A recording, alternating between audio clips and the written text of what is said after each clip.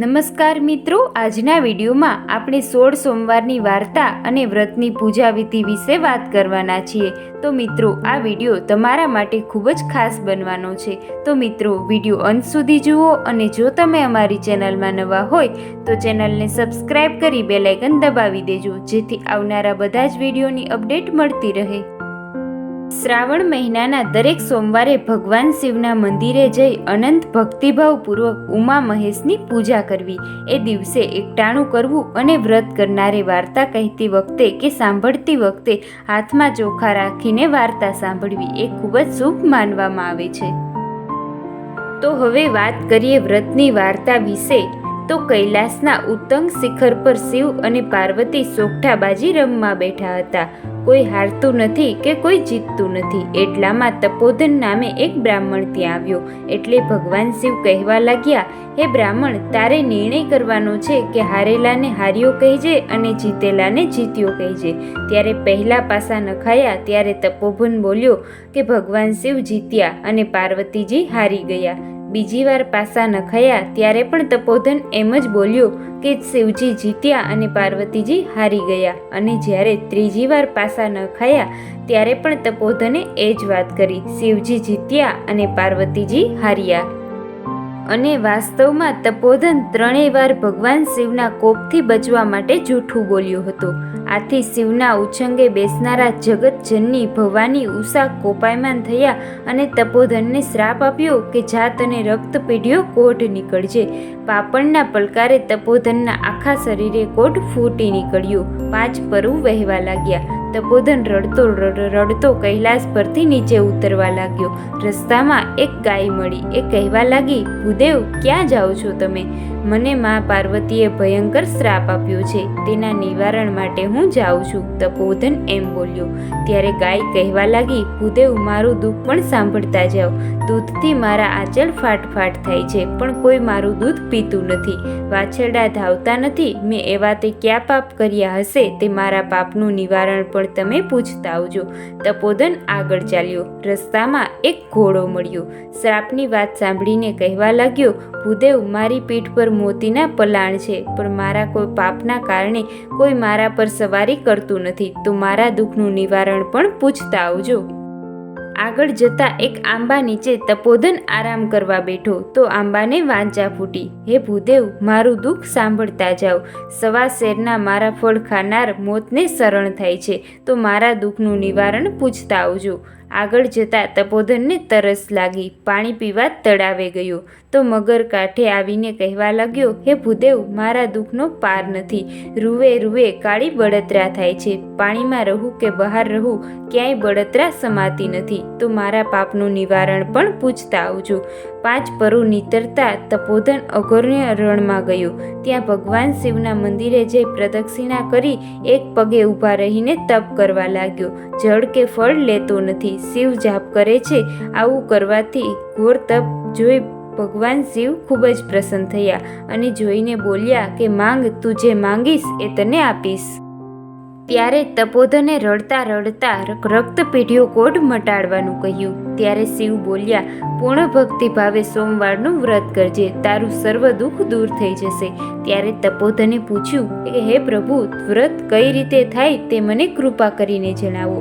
ત્યારે શિવ બોલ્યા, શ્રાવણ માસના પ્રથમ સોમવારે દોરાની શેરે 4 ગાંઠો વાળવી, પીળા પટ્ટે દોરો બાંધી મારા દર્શન કરવા અને એકટાણું કરવું. કારતક માસના શુક્લ પક્ષે 16 સોમવાર પૂરા થશે અને 1.25 લોટ ઘઉંનો લોટ, 1.25 ઘી, 1.25 ગોળ લઈને લાડવા કરવા.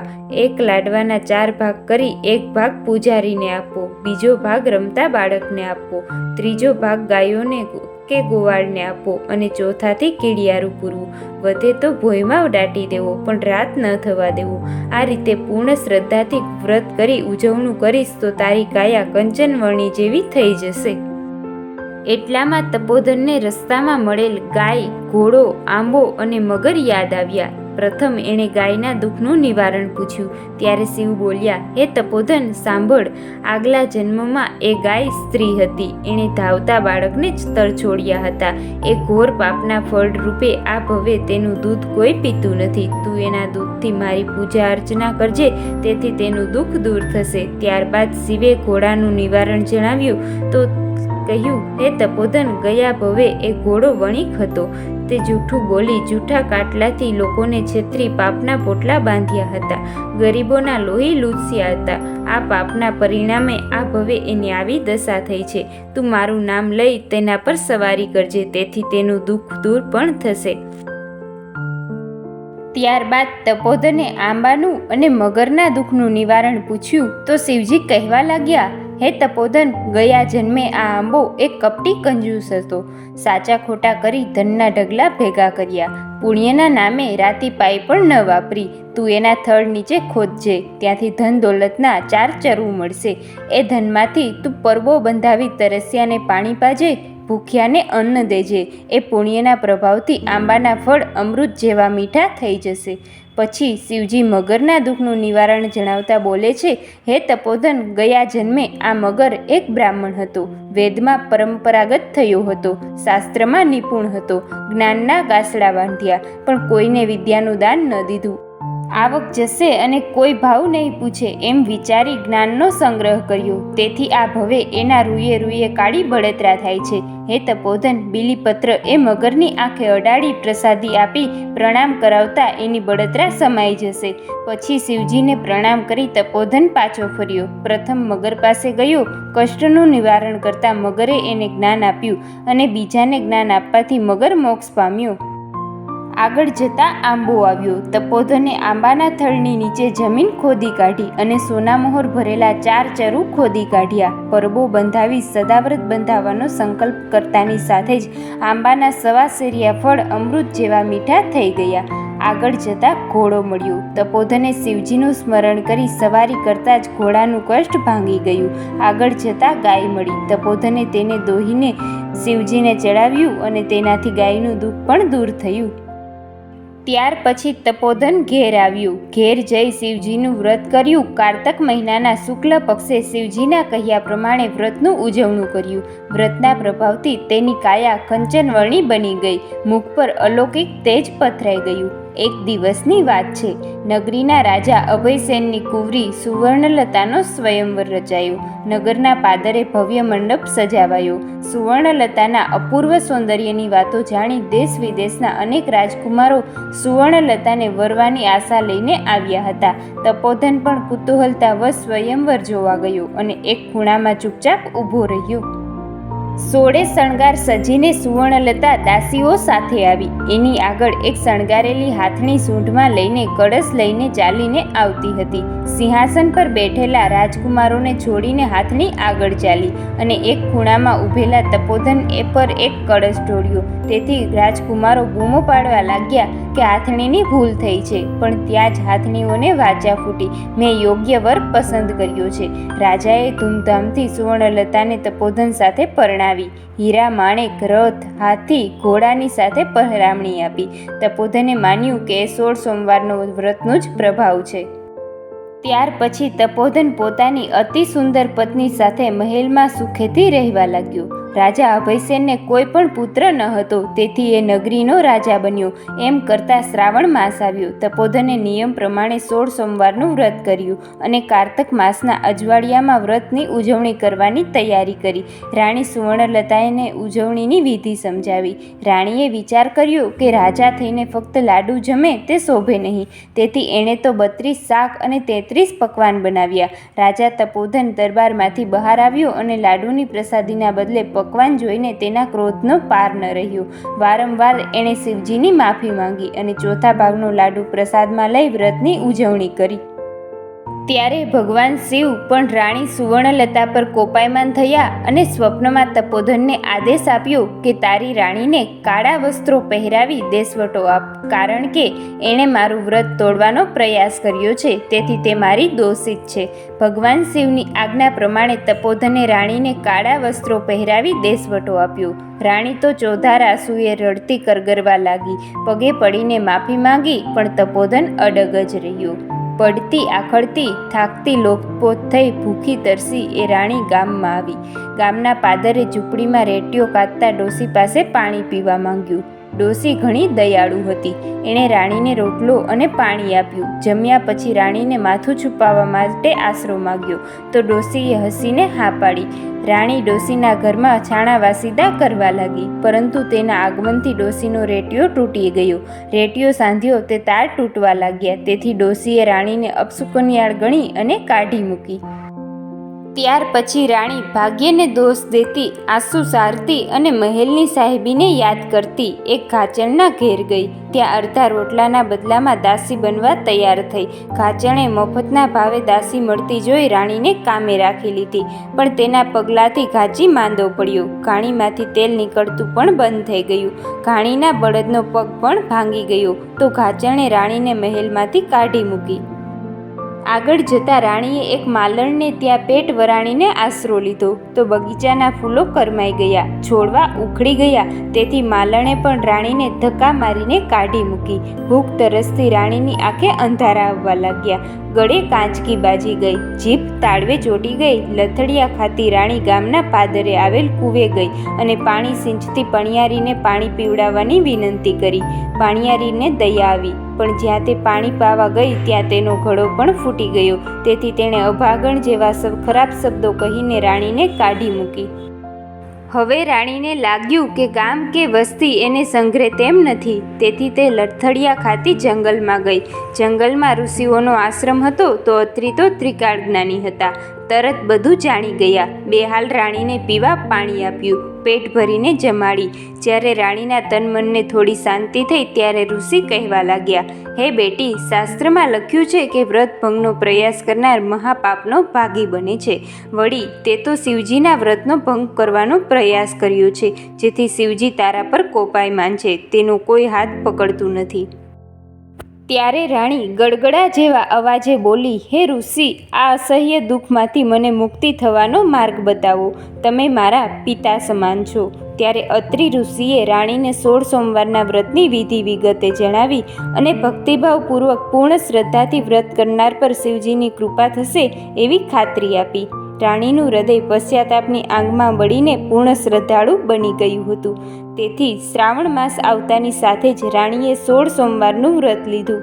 પૂર્ણ શ્રદ્ધાથી વ્રત કરી કારતક માસમાં ઉજવણું કર્યું, એટલે ભોળા શંભુ તેના પર દયાવાન થયા, તેના સર્વ દોષો માફ કર્યા અને રાણીને વ્રતના ભંગના પાપમાંથી મુક્તિ મળી ગઈ. એ જ રાત્રે રાજા તપોધનને સ્વપ્નમાં આવીને શિવજીએ આદેશ આપ્યો કે હે રાજન, રાણી સુવર્ણલતા મારું 16 સોમવારનું વ્રત કરી પાપમાંથી મુક્ત થઈ છે. તેનો દંડ એણે ભોગવી લીધો છે. હવે તું એને જાતે જ વાજતે ગાજતે મહેલે લઈને આવ. સવાર પડતા જ રાજા તપોધન રાણીની શોધમાં નીકળી ગયો. ગામે ગામ રાણીની પૂછપરછ કરતા જાણ્યું કે રાણી જેવી રૂપાળી પણ ભિખારણ જેવી એક બેહાલ સ્ત્રી જંગલ તરફ ગઈ છે. રાજાએ અત્રિ ઋષિના આશ્રમે જઈ રાણીને જોઈ. બંનેની આંખમાં હર્ષના આંસુ આવી ગયા. તપોધને અત્રિ ઋષિની ચરણરજ લઈને આશીર્વાદ લીધા. પછી રાણીને સાથે લઈ જવાની આજ્ઞા માંગી. ત્યારે અત્રિ ઋષિ રાણી સુવર્ણલતાને આશીર્વાદ આપી કહેવા લાગ્યા, હે બેટી, તે મારી ઘણી સેવા કરી છે. તે વળી તે મને તાત પણ માન્યો છે. તેથી હું તને એક અક્ષય પાત્ર આપું છું. એ પાત્ર વડે તું હજારો માણસોને જમાડી શકીશ અને એનાથી સર્વના દુઃખ પણ દૂર કરી શકીશ. તપોધન અને સુવર્ણલતાના હર્ષનો પાર ન રહ્યો. બંને પોતાની નગરી તરફ આવવા નીકળ્યા. રસ્તામાં ગામને પાદરે કૂવો આવ્યો. ત્યાં જેનો ઘડો ફૂટી ગયો હતો એ પાણિયારી પાણી ભરતી હતી. સુવર્ણલતાએ અક્ષય પાત્રમાં પાણી ભરી ફૂટેલા ઘડા પર પાણી છાંટતા ઘડો આખો બની ગયો. આ જોઈને પાણિયારીએ આ ચમત્કારનું કારણ પૂછ્યું, તો સુવર્ણલતાએ 16 સોમવારના વ્રતનો મહિમા અને વ્રતની વિધિ કહી સંભળાવી. પાણિયારીએ પણ આ વ્રત કરવાનો સંકલ્પ કર્યો. આગળ જતાં માલણના બાગમાં રાણી સુવર્ણલતાના પગલાં પડતાની સાથે જ બાગ ધમધમી ઉઠ્યો. તેથી માલણ રાણીના પગમાં પડી ગઈ. રાણીએ વ્રતનો મહિમા જણાવ્યો અને માલણે પણ આ વ્રત કરવાનો સંકલ્પ કર્યો. આગળ જતાં ઘાચરનું ઘર આવ્યું. રાણીના પગલાં પડતાની સાથે જ ભાંગેલ બળદ સાજો થઈ ગયો. ઘાચીની કાયા કંચનવર્ણી બની ગઈ. ઘાણીમાંથી તેલની ધાર વહેવા લાગી. આ ચમત્કાર જોઈ ગાંગી ઘાચણ આભી બની ગઈ. સુવર્ણલતાએ એને શિવજીના વ્રતનો મહિમા જણાવ્યો અને ઘાચણે પણ આ વ્રત કરવા સમર્થ થઈ ગઈ. ત્યારબાદ રાજા રાણી ચાલતા ચાલતા રેટીઓ કાતથી ડોશીની ઝૂંપડી આવ્યા. ડોશી બિચારી લમણે હાથ દઈને બેઠી છે. ભાંગેલો રેટીઓ પડ્યો છે. સુવર્ણલતાએ તૂટેલા રેટિયા પર હાથ ફેરવતાની સાથે જ રેટીઓ ચાલવા લાગ્યો અને ઝીણા તાર પણ નીકળવા લાગ્યા. ડોશી તો રાજીના રેડ થઈને રાણીને લાખ લાખ આશીર્વાદ આપવા લાગી. રાણી સુવર્ણલતાએ જાણે કે એક દિવસ જ્યાંથી જાકારો મળ્યો હતો ત્યાં બધેથી આજે આશીર્વાદ મળી રહ્યા છે. આ બધી શિવજીની કૃપા અને વ્રતનો જ પ્રભાવ છે. ત્યારબાદ રાજા રાણી મહેલે આવ્યા. રાણીએ આખા નગરને જમાડવાનો સંકલ્પ કર્યો. રાજાએ આખા નગરમાં ઢંઢેરો પીટાવી દીધો કે આવતીકાલે આબાલ વૃદ્ધ સવે મહેલના આ પટાંગણમાં ભોજન લેવા પધારવાનું છે. બીજા દિવસે રાણી સુવર્ણલતા અક્ષય પાત્રનું પૂજન કરી ઈચ્છા કરવા લાગી. તેમ તેમ 32 શાક અને 33 જાતના પકવાનના થાળ નીકળવા લાગ્યા. જેમ જેમ નગરજનો આવતા ગયા તેમ તેમ પીરસાતું ગયું. સૌ પેટ ભરીને જમ્યા અને અલૌકિક સ્વાદના ચારે મોઢે વખાણ કરવા લાગ્યા. પછી રાજા રાણી બંને પાટલા ઢળાયા ત્યારે રાણી બોલી, મારે આજે શિવજીનું વ્રત છે એટલે મારે એકટાણું છે. હું વ્રતની વાર્તા સાંભળ્યા પછી જ જમીશ. ત્યારે રાજાને ચિંતા થઈ, કારણ કે વાર્તા તો ભૂખ્યા માણસને જ સંભળાય. રાજાએ વહેલી સવારે ભોજન લઈ લીધું હતું, તેથી એ વાર્તા સાંભળી શકે તેમ ન હતા. રાજાએ તરત પ્રધાનને કહ્યું કે ભૂખ્યા માણસને બોલાવી લાવવા માટે કહ્યું. એ પ્રધાને ઘેર ઘેર તપાસ કરી તો જાણ થઈ કે કુંભારના ઘરમાં સાસુ વહુનો ઝઘડો થવાથી સાસુ જમી ન હતી. વળી તે સાવ ડોસી હતી એટલે ચાલી પણ શકતી ન હતી. આંખે અંધાપો હતો અને કાને બહેરાશ આવી ગઈ હતી. વહુ તેને જમવા માટે લઈ ગઈ ન હતી. પ્રધાને તરત સુખપાલ મંગાવ્યો અને અંદર સવામણની તળાઈ પથરાવી. સૈનિકો ડોસીને વાજતે ગાજતે મહેલે લઈ આવ્યા.